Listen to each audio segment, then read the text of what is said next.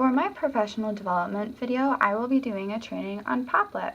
Popplet is an interactive Web 2.0 tool that can be used on computer, internet browsers, or it can even be downloaded as an app. So I'm just going to show you some examples of a Popplet before we get started on our story map. Today I will be doing a Popplet with a story map with the book If You Give a Pig a Party with a few of my classmates here at the training. To use the Popplet, it's a very easy tool to use. So let's go. It's pretty self-explanatory as well. Let's look at facts about the Earth. So right away, you see there is it looks like a map. There is a center post, and you can zoom into it, and you can add, see these colorful squares? You can add them so that they connect to certain themes or whatnot. So you have just certain facts with Earth, like the magnetic field is due to spinning iron core, the Earth is 4.54 billion years old, the diameter of the Earth is 7,926 miles. So that is one example of the example Popplet's on the right. So when you sign in, this is what the home screen is going to be like. You have your Popplets, which if you look, I've made a Popplet before about a comprehension strategy with a fellow classmate. We had our main idea, and then we took a couple squares and we branched out for 5 points, and then we branched off of those even more. So when you go to make a Popplet, you click Make New Popplet, and then you name it. So for this one, I'm going to put Story Map.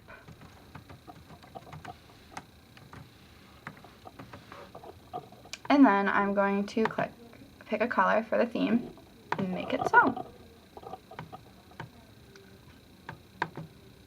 And this is what it looks like. And then you click on the gear, and if you would like to make a popple, which is one of those colorful squares that we saw earlier, you click that, and then you can type whatever you would like there, and right there it tells the name of the person who made it. If you click on this one, you can change the color of the squares, which is nice because you can color code it depending on main ideas or details. And another thing that's nice is you can make the text bigger or smaller if you would like. You can center it depending on how you want it. And then if you press that one, it connects it to a whole other Popplet. And also when you're making Popplets, you can change the line as well. When you want to save it, you can click Save, or you can copy the same exact popple, so it's one of those squares. There's different ways to organize this. You can add a YouTube video or even a Vimeo. And there's different ways to view the presentations. If you would like to export it, which is really nice, you can export it as a PDF, a JPEG, or a high-resolution PNG. So what we're going to do today is we're going to read our book, and then we're going to make a story map out of the book. There are many different ways that you can use a Popplet. You can teach different books or themes, or you can use it in almost any subject. So we'll go through this later, and we'll discuss different ways you can use it. So let's pull it up on the big screen.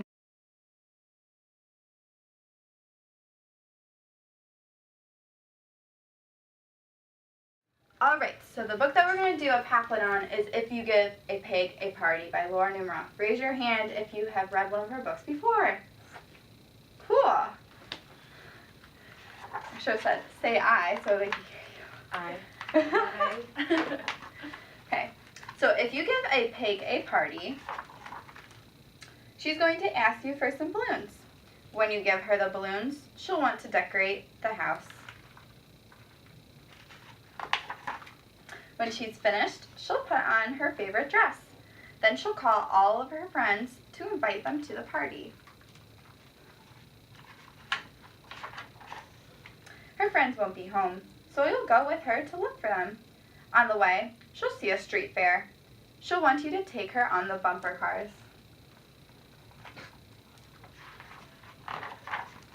All her friends will be there.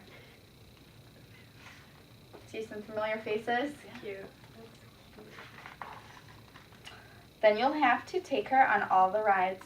She'll want to play all the games too. When she's done, she'll ask you for some ice cream.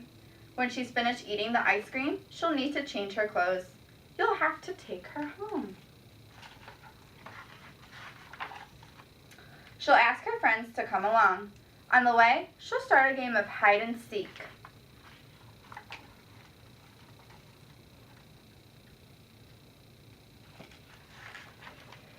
When you finally get home, you'll have to make dinner. Then she'll want to have a sleepover. You'll have to find pajamas and blankets and pillows for everyone. When she sees the pillows, she'll probably start a Pillow fight. pillow fight. Then she'll make a fortress out of blankets. Of course, when she's finished, she'll want to decorate it, so she'll ask for some balloons. And chances are, if you give her some balloons, she's going to ask you for a party. Okay, so now we are going to make the story map. Okay, now we're going to make our new Popplet. What should the title be, you guys?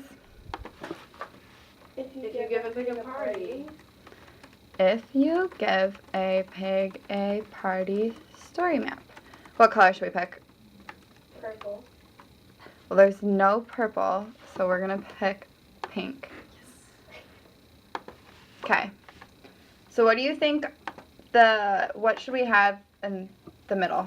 The title? The title, okay. If you give a pig a party. Okay.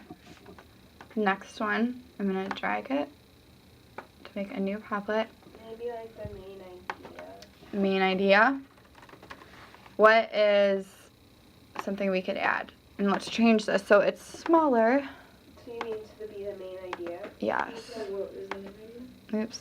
There we go. Well, if you give a pig something, he's going to want something else to go with it. I don't want to draw anything. There we go.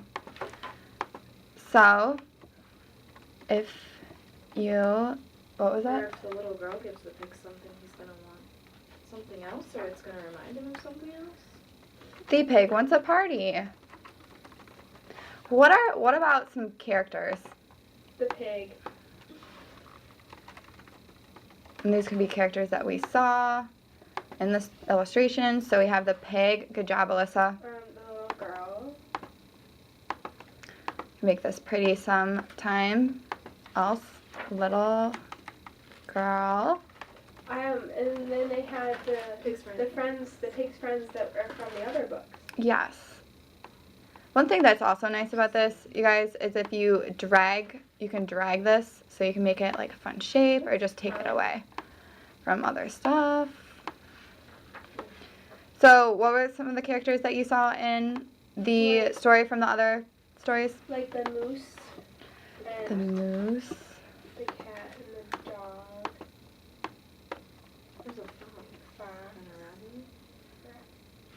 The mouse is there too. Oh, the mouse. It's so little. It's so cute.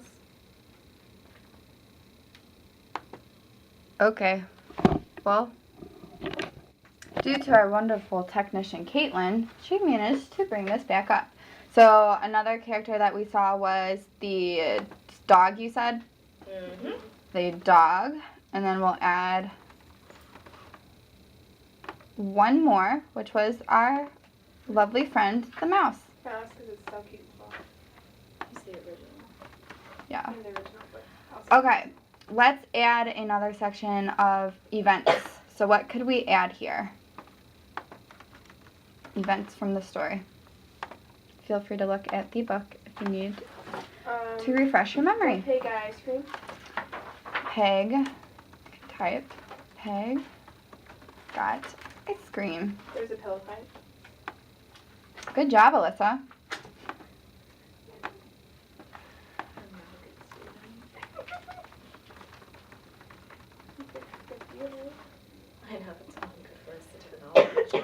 the pig also had a pillow fight. And then, like I said before, you can click on the different boxes to change the colors. If you want to do a different theme, if you want to have all one section be one color or all the details be a different color. Is there another event? They're bumper cars. Yeah, they went to the fair. They went to the fair and went on the bumper cars.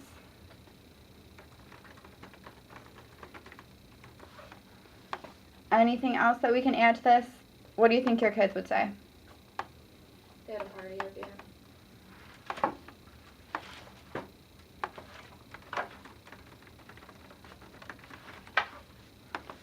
And then another thing that we could do before we even read this book, if we wanted to do a whole unit on Laura Numeroff, we could even create one where the theme is Laura Numeroff and we could just do details about her and introduce her in it. Okay, so I'm going to turn this on you guys just really quick.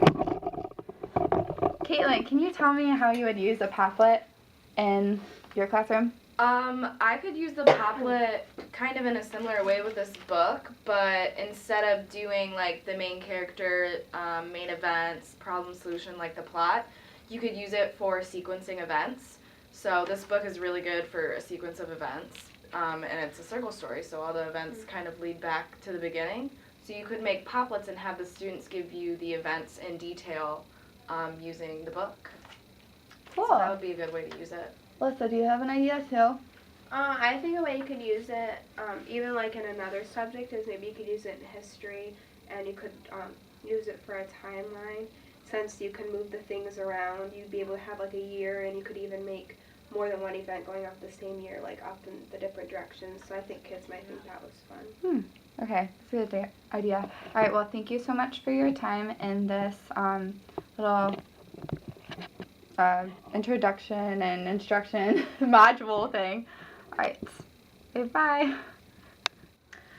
So if you look at if you give a pig a party story map, you can go to view in a presentation mode, and this is nice for teachers because they can pre-make their Popplet already, and then if you look there, you can record yourself going through the Popplet, which almost kind of makes it something similar to like a Prezi or a voice thread that I thought would be nice. So this is one way that you can use it. Another very useful way could be using Popplets with the writing process. So if you make one with the writing process, the presentation kind of tool would be very, very helpful to go through the different steps of making a sentence and a paragraph. As Alyssa mentioned, you can use it in a lot of other different subjects, and I liked how Caitlin mentioned that you can use it during, you can make it with a circle story. So you can move the Popplet all around, and see how it follows and always has it connected. So this is a really nice thing, and if you organize it, you can go back and organize it really nice and neatly, and you can add pictures to it.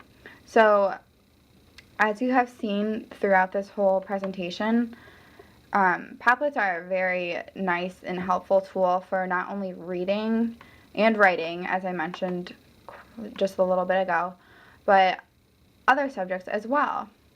So thank you for viewing this, and hopefully you'll use Popplets more in your classroom.